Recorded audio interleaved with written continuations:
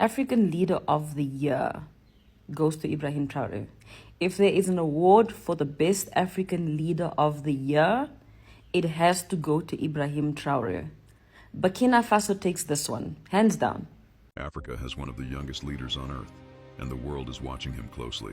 His name is Ibrahim Traoré, a military captain from Burkina Faso, who took power in 2022 at just 34 years old, younger than many presidents' advisors. But Traoré isn't just known for his age. He openly challenged foreign influence in Africa, removed French troops, rejected outside control, and pushed a message of African self-reliance. He spoke boldly about Africa's gold, land, and labor being exploited, saying Africans must finally benefit from their own resources instead of exporting wealth and importing poverty. To supporters, Traoré represents a new generation of African leadership, pan-African, unapologetic, and inspired by figures like Thomas Sankara. To critics, he's a controversial military ruler. But one thing is certain, Africa is entering a new chapter, and the youth are at the center of it. Captain Ibrahim Traoré, or simply IB, as some people call him, has been making waves across Africa. It's hard to scroll through social media without coming across something about him, and honestly, it's all positive. Like currently, there are reports that he has turned down an offer from Saudi Arabia to build 200 mosques in Burkina Faso.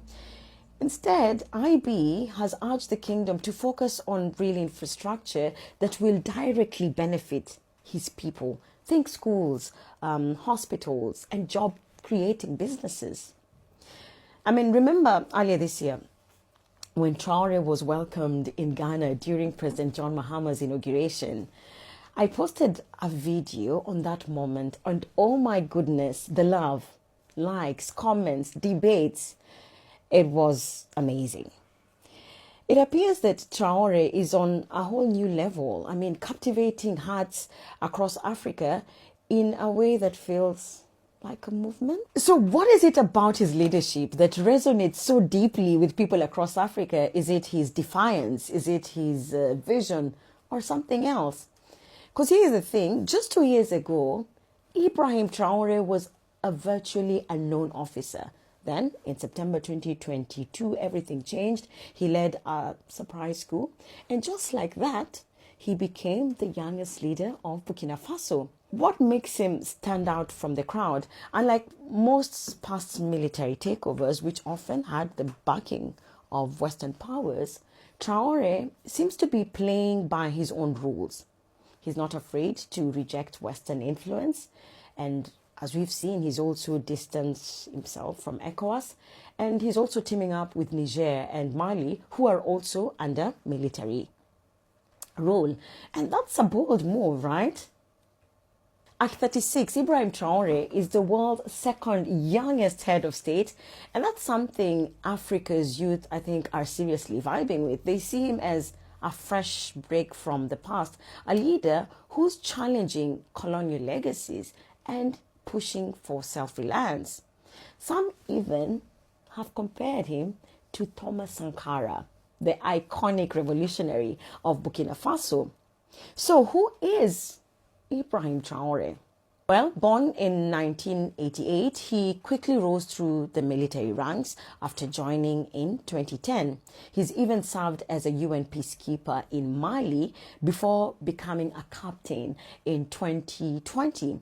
And that's already a big deal in the military world. When Ibrahim Traoré seized power in 2022, he made it clear. He said for him, it wasn't about grabbing power. It was a response to the government's failure to tackle the growing terrorism and insecurity that had plagued Burkina Faso.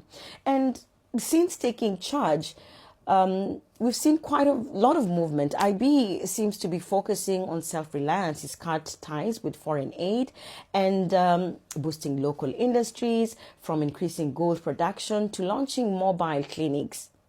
It appears that he's all about making Burkina Faso stronger on his own terms. And also, don't forget, immediately he came to power, he passed laws to fight corruption, and he even saw some former ministers convicted for embezzling funds. Really, news from Burkina Faso is that he is changing lives, and some economic highlights that are out there is that, ministerial salaries were cut by 30%, civil servant pay were raised by 50%, 400 plus tractors and tools distributed to boost local farming. And then he's launched gold mines, cutting out unrefined exports.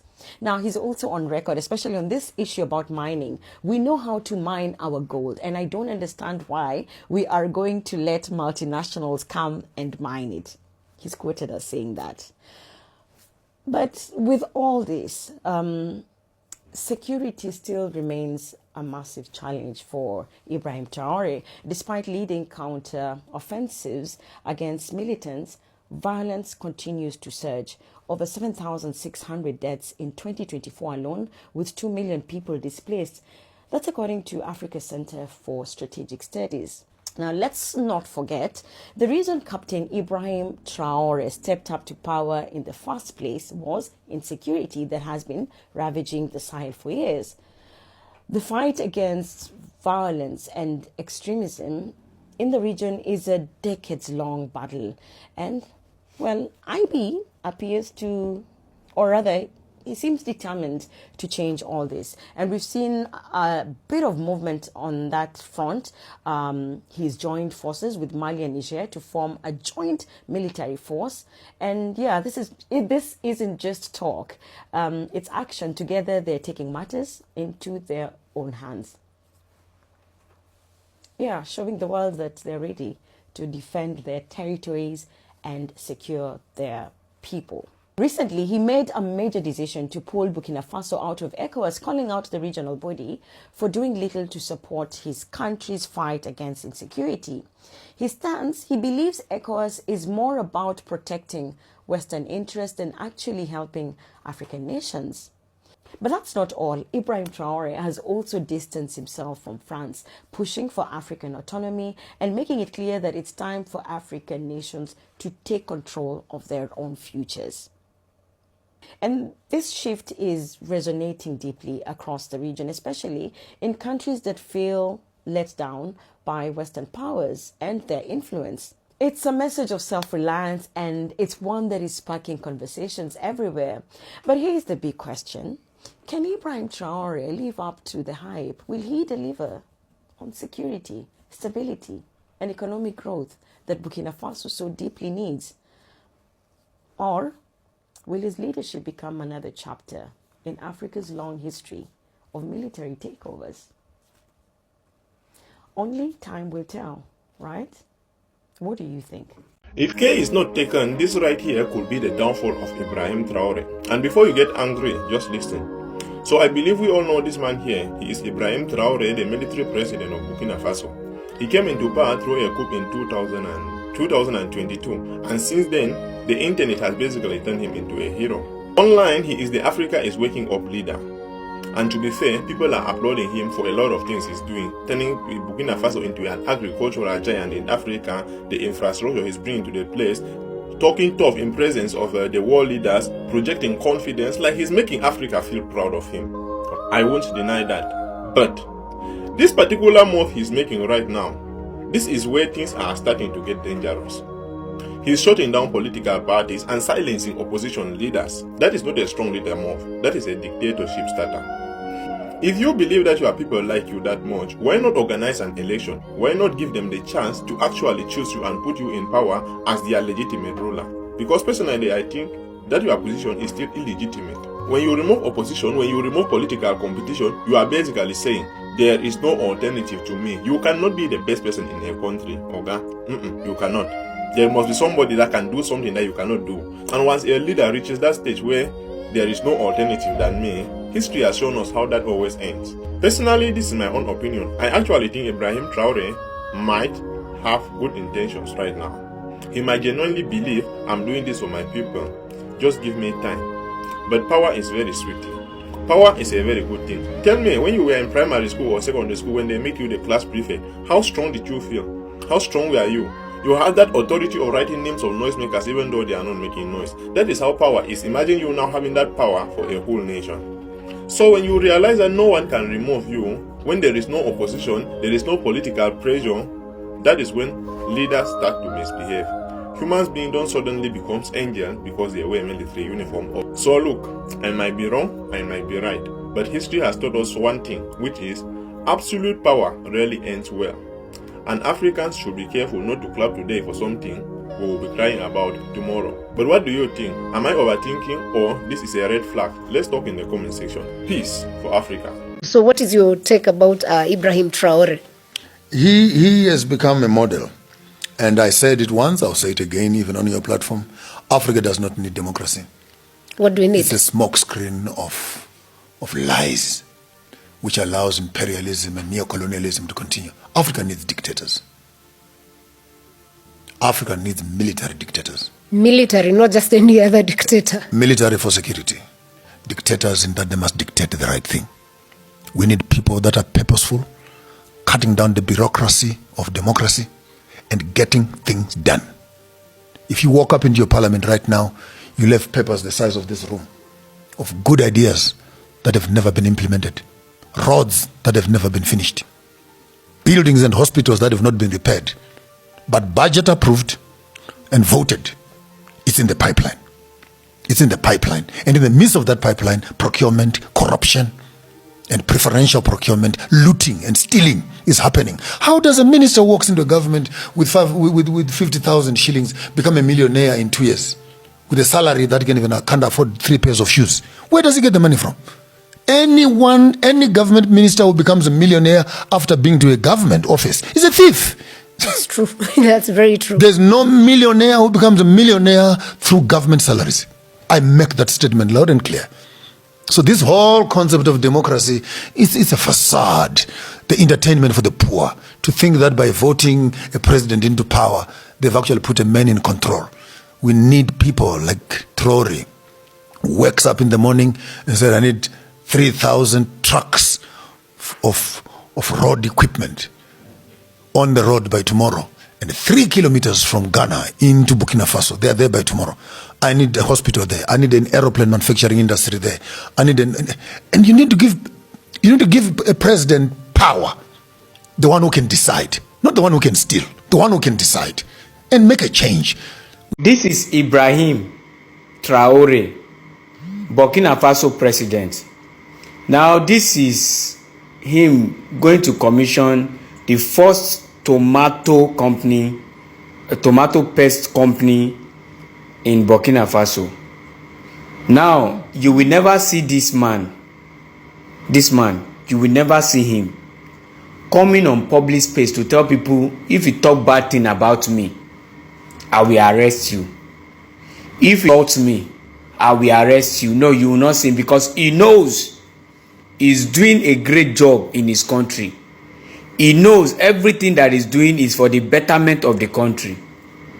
But not like one country where their people will be striving, their people will be doing well internationally, their people are great in every means, but the politicians, they are so greedy that they want to embezzle everything, and when you want to talk, they will come outside to threaten you, to tell you, if you talk bad thing about us, we are going to arrest you.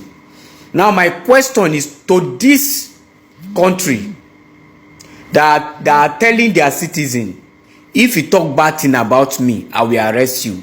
Now I want to ask this question. If you are really doing a great job, will people talk bad thing about you?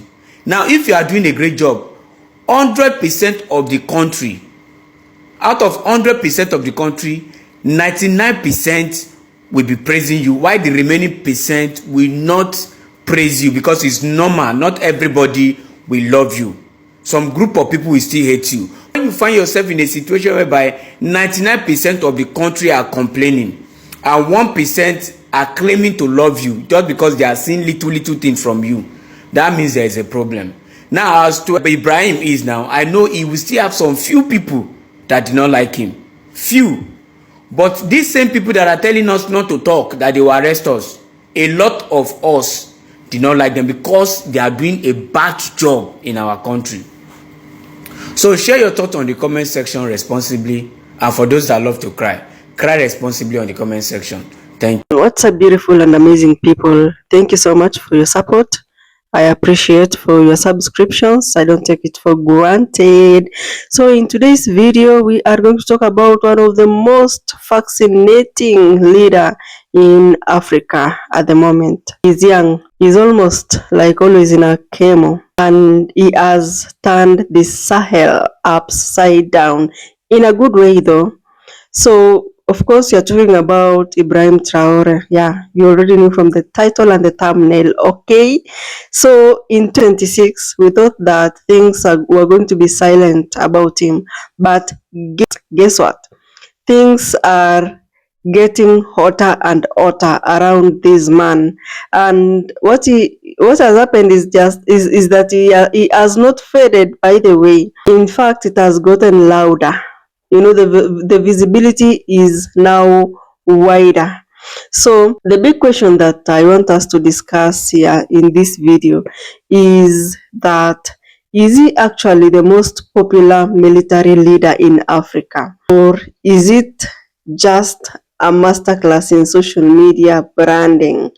I want us to get into this story deeply and get to understand all the factors that contribute to Ibrahim Traoré being the most popular military leader in Africa. So I want us to discuss the optics first. Ibrahim Traoré is somebody who doesn't look like your normal president. The normal president that in order for a bill, for a project to be done, it has to go through process A, process B, process C. For him, he just stands up, says that tomorrow we will be doing this project, and true to his word, it's done. So he's around in his 40s. Actually, I think he's the youngest president in the world, and we have always known him to be wearing military clothes. We have never actually seen him wearing, personally, I've never seen a picture of him wearing normal clothes just like this one. I don't know what we call it. And he's somebody who carries his firearm wherever he goes, be it a summit, international summits we're talking of. Yeah, not the normal summits in Burkina Faso. So for the youths across West Africa and Africa in general, this is not just a look. The way he dresses, it's not just a look. It's a statement of its own. You know what? He represents a generation that is tired of colonization. We are tired of the colonial masters, by the way. So if you look at Africans and Pan-Africans in general, they're actually tired of leaders who look like they belong in the 19th century's boardroom. To Ibrahim Traoré's supporters, they see him as a soldier who actually gets his boot dirty and is ready to work. So if you try to look at the revolutionary narrative of Ibrahim Traoré, how he came up, it's not just a vibe, it's a rhetoric. Ibrahim Traoré has learned in the ways of Thomas Sankara. He always talks about total sovereignty. Imagine, true story, he kicked the French forces out of Burkina Faso and told them that Burkina Faso is now making its own rules. You are not going to make rules for us again, never and ever. And that actually happened. So in 2026, the year that we are currently in, you know what he is pushing for at the moment? He is pushing for industrial sovereignty or industrial independence. And here we are talking about Burkina Faso growing its own wheat, Burkina Faso refining its own gold, and Burkina Faso manufacturing its own technology products and companies. So whether this works or not, that is Africa for Africans. Message is like fuel for. So whether this works or not, Africa is for Africans. At the end of the day, message or communication is like a fuel for his visibility, for his popularity, across the world, and that is what has been helping him.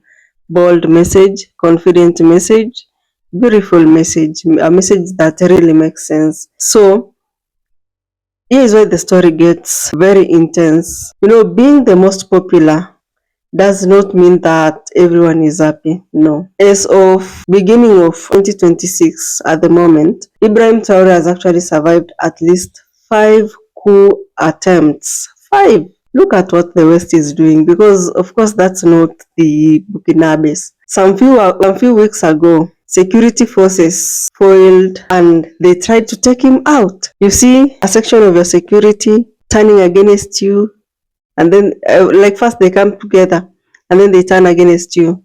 So that means there was a betrayal among them, because by the time they do foil, it means that they were being funded from outside. But yeah, every time he survives, his popularity grows. His supporters see him as a man who is marked for death, because he's finally standing up for imperialism.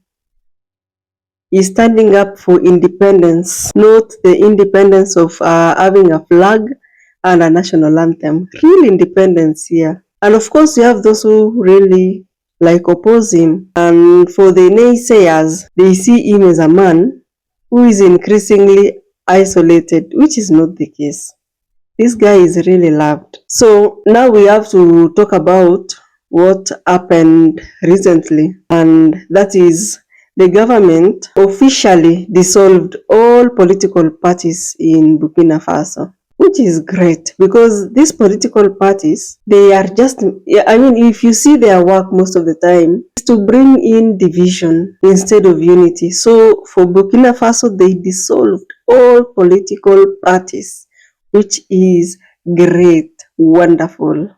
I've never seen, especially in Africa where we have so many political parties, I've never seen political party, preaching unity, preaching, togetherness. What I just see is division. Like, this community can make me the president. The other community cannot. They don't even have the votes. Those are the things that they talk about. And I'm happy that Burkina Faso has dissolved all political parties. Reason being that it's believed that this is going to preserve national unity and stop political abuses. Wonderful, yeah. I believe that really makes sense. So, of course, if you look at the whole message, it's classic. That's a very strong move. On one hand, you can see supporters saying that, yeah, this is going to stop the talk, and it's going to, accelerate working. And of course, if you look at the other side of the critics, they're like, you cannot be a popular leader if you are going to silence all the competitors. No. Africa is doing well with military leaders, but with political leaders, it's doing very bad. For Ibrahim Traoré, is somebody who is playing a very high stakes on his political game, leadership game, not political. He's not a politician, he's a leader. So this year is a year of consolidation. It's a year of collision. I don't know if he's going to turn that popularity into actual safety and food on the table for his people, the Burkinabes, or is he going to be the Sankara 2.0 story? Is it going to end the same way? I don't believe so, because he has the support of the Russian, and Russia is so good in terms of security. I don't know what you think about Ibrahim Traoré. I don't know if you think of him as the hero Africa has been waiting for. Is this a dangerous path for Africa, for himself, and for the Burkinabes? Kindly comment down below what you think about today's video. I appreciate your presence. I'll see you in the next video.